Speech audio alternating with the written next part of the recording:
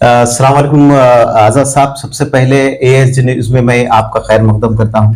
और आज की जो मुलाकात रही थी, मेरी मुलाकात से पहले मैं आपसे एक सवाल करना चाहता हूं कि सुना ये जा रहा है कि जो है फोड़े और जो सब्बल है, इसका जो है रेट्स भी जो है कुछ बढ़ने वाले हैं।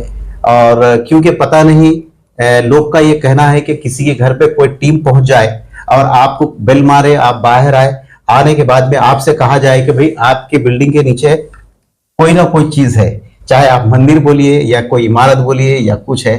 तो पता नहीं ये कमेटियों का मूड कब वो हो जाए और कब जो है किसी के घर पहुंच जाए, किसी अपार्टमेंट पहुंच जाए, कभी किसी के घर पहुंच जाए, किसी की दुकान पहुंच जाए और आपको जो है पूछा जाएगा कि भाई आपके घर के नीचे हम खोदना चाह रहे हैं। हमने सुना था कि जो है एक अंग्रेजों को अंग्रेज छोड़ो तहरीक, हिंदुस्तान छोड़ो तहरीक चलाई गई थी। लेकिन मेरे को तो ऐसा लगता है आजाद साहब के जो है ना, अब खोदो तहरीक चलने वाली है। जमीन खोदो तहरीक, अभी काम कुछ भी नहीं रहा, बस जमीन खोदो तहरीक। पता नहीं कोई आ जाएंगे, बोलेंगे भाई आपके इमारत के नीचे जो है ना मंदिर है, हम खोदना चाह रहे हैं। तो बहरहाल ये काम शुरू हो गया। तो मैं समझता हूँ कि आप भी फोड़ा वगैरह लिए नहीं लिए, जरा ले लेके रखिए। फोड़ा है, ये चीजा है, क्योंकि हो सकता हो आने वाले टाइम के अंदर खोदो तहरीक शुरू हो जाएगी तो पता है नहीं कौन कौन से खर इसकी जद में आएंगे। किसी शायर ने कहा कि आग लगती है तो लगने दो, या उसका थोड़ा सा एक मैं मिसरा बोलूं कि आग लगती है तो लगने दो, या हमारा घर थोड़ा ही है। तो बहरहाल जो है सबसे पहले मैं आपको जो है ये सवाल करना चाहता हूँ कि काशी और जो है मथुरा और उसके बाद संभल के बाद में अब बात जो है गरीब नवाज अजमेरी रहमतुल्लाह अलैह की दरगाह तक आ गई है और ये दरगाह अब नशाने पर है। आप इसको कैसा देखते हैं? दूसरा सवाल मेरा ये है कि इसी सवाल में कि ये जो इंतहा पसंद शरपसंदाना जो लोग जो जारहाना मौक़िफ़ इख्तियार करते जा रहे हैं, क्या फ्यूचर में इसके बाद में जो है ताजमहल और कुतुब मीनार भी हो सकता है? तो आपका इसमें क्या कहना है? सबसे पहले जी, हिंदुस्तान की सबसे मुकद्दस दरगाह, जी जी बिल्कुल, बेशक, बल्कि मैं बोलूंगा ये बैनुल-अक़वामी, बेशक बेशक, बहुत अच्छा, बैनुल-अक़वामी तौर पर सतह पर ये जो मुकद्दस जो दरगाह है, जी, उसके खिलाफ एक मंसूबाबंद तरीके से बेशक हुकूमतों की तायद पर मुबनी साजिश है। इन्हें कहीं ना कहीं आपका मकसद ये है कि कहीं ना कहीं जो है ये पस पर्दे कहीं ना कहीं जो है ना ये हुकूमत की जो खामोशी ये बता रही और बीजेपी जमातों की, सही बात, सरकारों की जी बनाई है, उनकी तायद पर मुबनी ये साजिश जो चल रही है, जी जी बराबर, मैं उसकी सख्त मजम्मत करता हूँ। बराबर, बेशक बेशक, चूंकि इस दरगाह को ना सिर्फ सारे मुल्क से, जी बल्कि दुनिया के कई ममालिक से जी सरकारी और गैर सरकारी वफूद यहाँ की जियारत और यहाँ से फैज हासिल करने के लिए आते रहते हैं, जाते रहते हैं। तो आप बताइए, दुनिया के जो ममालिक है, सही, उनमें खास तौर पे 58 इस्लामी ममालिक में बेशक इसका क्या पैगाम जाएगा, जबकि हमारे मुल्क के करोड़ों लोग अपने रोजगार के लिए ये ममालिक में, अच्छा, बहुत बेहतरीन बात है ये, सही है, सही है, दूसरे ममालिक में, खासतौर पर मुस्लिम ममालिक में बरसरे रोजगार, हिंदू, मुस्लिम, सिख, ईसाई करोड़ों की तादाद में वहां पे बरसरे रोजगार है। बेशक, तो उनके लिए क्या होगा, क्या मैसेज जाएगा जी, क्या मैसेज जाएगा? सही बात, तो ये बहुत ही जो सो संगीन मसले चल रहे हैं जी होगा, जैसा आप बताए अभी कि इसके बाद क्या। तो जो फोड़ा सब्बल की जो बात करें आप, यकीनन आप जो बता रहे हैं, तो इसके बाद क्योंकि ये इनका जो हिंदू धर्म है, सनातन धर्म जिसको बोलते हैं, जी, इसके पहले यहाँ भी जो था वो बौद्ध धर्म था, अच्छा, बुद्ध मत था धर्म, अच्छा, तो उसके बुद्ध मजहब के लोग भी जो सा आवाज उठा रहे। अगर वो लोग आ गए सामने कि ये हिंदू मजहब से पहले हमारा जो सो यहाँ पे बुद्ध मजहब था, हमारे लोग यहाँ पे हुकूमत करें और हमारे जो सो मजहबी मुकामात को तोड़कर, मठ जैसे बहुत यहाँ पे पूरे हिंदुस्तान में है, वो जैन मजहब के और बुद्ध, अच्छा, बौद्ध मजहब, जैन और बुद्ध एक ही, जी, उसको तोड़ के उसके ऊपर ये हिंदू मंदिर अगर ऐसा दावा करे तो क्या होगा? अभी होगा, देखिए सवाल ये नहीं, आप जो सवाल करे थे मैं उसका खुलासा कर रहा हूँ आपके सामने। बिल्कुल, तो वो लोग आ जाएंगे कि अब हमारे जो सो बुद्ध जो मजहबी मुकामात थे उस पर हिंदू मंदिरों को कायम किया गया, तो इसको आप जो सो तोड़िए, सर्वे करिए और खोद के देखिए, खोदो तहरीक आ जाएंगे बराबर। तो उसके बाद ये तो एक बुद्ध मजहब हो गए, उससे हटके भी और कुछ लोग हैं जी जी अगर कोई लोग आ जाए, बेशक। ये दुनिया जब कायम हुई थी जी। तो यहाँ पे सबसे पहले आदम अलैहिस्सलाम आए थे, आदम अलैहिस्सलाम। वो भी हिंदुस्तान में आए थे। बेशक कदम तो पहले उनके वाकयात, उनके निशानात भी कई मंदिरों के नीचे है। सर्वे करो और खोदो, खोदो तो अब ये खोदो और देखो का सिलसिला रुकेगा नहीं। जी। पूरा हिंदुस्तान खुदम खादी में उजड़ जाएगा और तबाह हो जाएगा। साहब, मैं जहां तक आपने कहा कि एक रूहानी मरकज है हुजूर गरीब नवाज का रोजे मुबारक, ना सिर्फ ये हिंदू मुसलमान की जो है ना एक तहजीब की एक अलमबरदार जो है ना इलाका है, बल्कि उनका जो दरबार है खास तौर पे ख्वाजा गरीब नवाज ने ना सिर्फ हिंदुस्तान बल्कि हिंदुस्तानियों के दिलों पर राज करते हैं। इख्तिदार पर तो कोई दूसरे रहते हैं, लेकिन दिलों पर राज ख्वाजा मोइनुद्दीन चिश्ती अजमेरी अलैहि रहमा का होता है। मेरा मकसद ये है कि इन 800 साल से ज्यादा अरसे से, अब ये आने वाला जो उर्स सिर्फ जनवरी में 813वां है, 812वां साल हो गए, और आजादी के बाद से आज तक तकरीबन जो भी प्राइम मिनिस्टर हमारे होते हैं, ये रिवायत है हमारे हिंदुस्तान की गंगा जन्म तहजीब का जो है ना एक निशानी है कि उन्होंने जो है जो भी बरसर इख्तिदार वजीर आजम रहे उनकी तरफ से गिलाफ भेजते हैं। खास तौर पे अब मौजूदा जो हमारे वजीर आजम नरेंद्र मोदी है, मोदी साहब ने भी पिछले साल जो है ना भेजा, उसके पहले भी 2014 के बाद से इन्होंने भेज रही। तो मेरा आपसे सवाल यह है कि क्या इस मामले के अंदर उनकी खामोशी क्या माने करती, क्योंकि उन्होंने 130 करोड़ अवाम के, ना सिर्फ ये कि हिंदुओं के बल्कि हिंदू मुस्लिम सिख 130 करोड़ लोगों के, सारे हिंदुस्तानियों के नुमाइंदगी करने वाले वो प्राइम मिनिस्टर है, तो उन्हें आगे क्या नहीं आना चाहिए? ऐसे जो रीट्स जो पेश हो रहे हैं, आपका क्या कहना, खामोशी क्या माने रखती है? देखिए, आप ये मुदाखलत करना चाहिए। 812 साल गुजर चुके हैं, सही है, और इन दौरान में ब्रिटिश भी हुकूमत करे, हाँ। और उनकी क्वीन जो थी एलिजाबेथ, वो भी इस आस्थाने पे जाती थी। सही सही बात, चादर गुल जो सो पेश करती थी।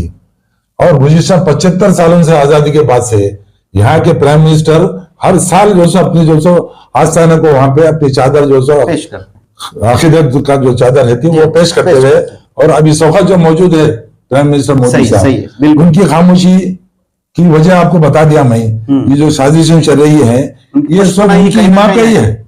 उनकी खामोशी अब यहाँ पे जाहिर कर देगी।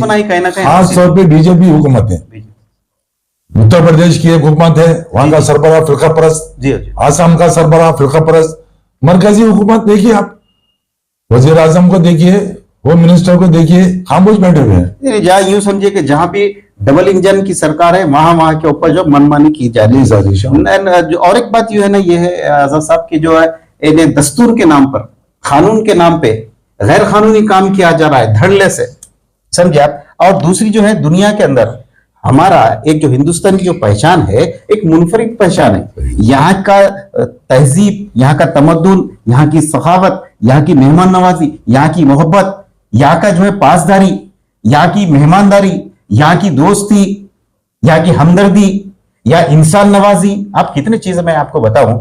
आज जो है दीगर ममालिक के अंदर हमारे मुल्क के लिए लोग क्या जो है ना क्या सोच रहे होंगे इस किस्म के ऐसे मुट्ठी भर लोगों की वजह से, जबकि 90% जो है ना अल्हम्दुलिल्लाह हिंदू, सिख, ईसाई और मुसलमान सब लोग जो है ना अपने अपने तौर पे एक दूसरे शेरो शक्कर की तरह रहते हैं। तो क्या अब ये किरदार के लिए जो है ना आपका क्या आने वाले वक्त के अंदर क्या हो सकता है, हम क्या क्या एहतियात बरतना चाहिए? आप दस्तूर की बात करें, कानून की बात करें, आप सही, हमारा दस्तूर जो है सारे लोगों को, सारे मज़ाहिब को, सारी दुआओं को मसाबे आना हुकूक दिया गया। बिल्कुल सही। फिर ये जो आज जो साजिशें चल रही है, मुट्ठी भर लोग फिरका परस्त, सही, ये साजिशें जो उठ रही है, ये कानून की कमजोरी है, अदालतों की कमजोरी है। जबकि place of worship act 1991 parliament में पास होकर प्रेसिडेंट की साइन के साथ वहां मौजूद है। तो जो ये जो एक्ट आप बोले 1991 के अंदर जो है ना वो हुआ, इसके अंदर क्या सराहत की गई थी? इसके अंदर खुली सराहत की गई कि आजादी जो 1947 में हासिल हुई, उसके पहले जितने भी मजहबी जब तक आजादी के दिन तक 15 अगस्त 1947 तक, जब तक जो भी मजहबी मुकामात थे, हिंदू, मुस्लिम, सिख, ईसाई, मजहबी मुकाम, कब्रिस्तान और काफी जितने भी है, वो उनकी शक्ल जैसा कि वैसे रहेंगी। ये पार्लियामेंट में पास होगा अक्सरियत के साथ, और सदर जमहूरिया जो थे उस वक्त उनके साइन के साथ वो मौजूद है जी।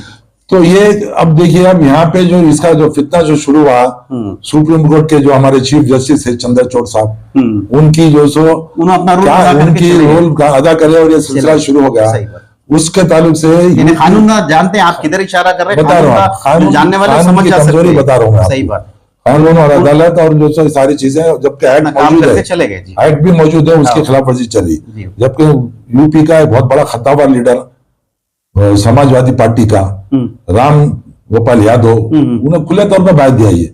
अच्छा। ये सारी चीजें जज और अदालतों की और जज जो है उनकी जो कमजोरी है और उनकी तरफ से ये सब सारी चीजें हो रही। सब ये जो हिंदुस्तान में जो शरपसंदी अब इंतहा पर पहुंच चुकी है, यानी धीरे धीरे धीरे धीरे ये इंतहा पसंदी की तरफ और जा रहा है।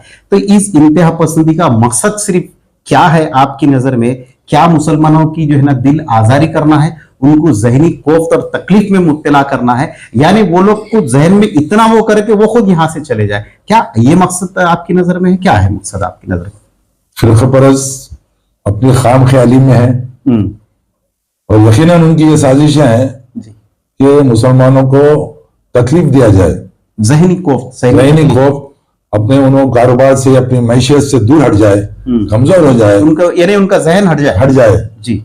और ये साजिशें 2014 के बाद से उरूज पर है जी जी जी। अब तो बहुत बामे उरूज पर पहुंच चुके, बामे उरूज पर है जी। लेकिन उनकी खामख्याली है।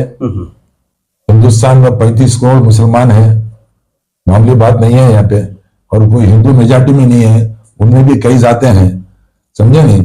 तो ये जो चीज उन्होंने जो सोच रहे हैं ये कभी वो कामयाब नहीं करेंगे।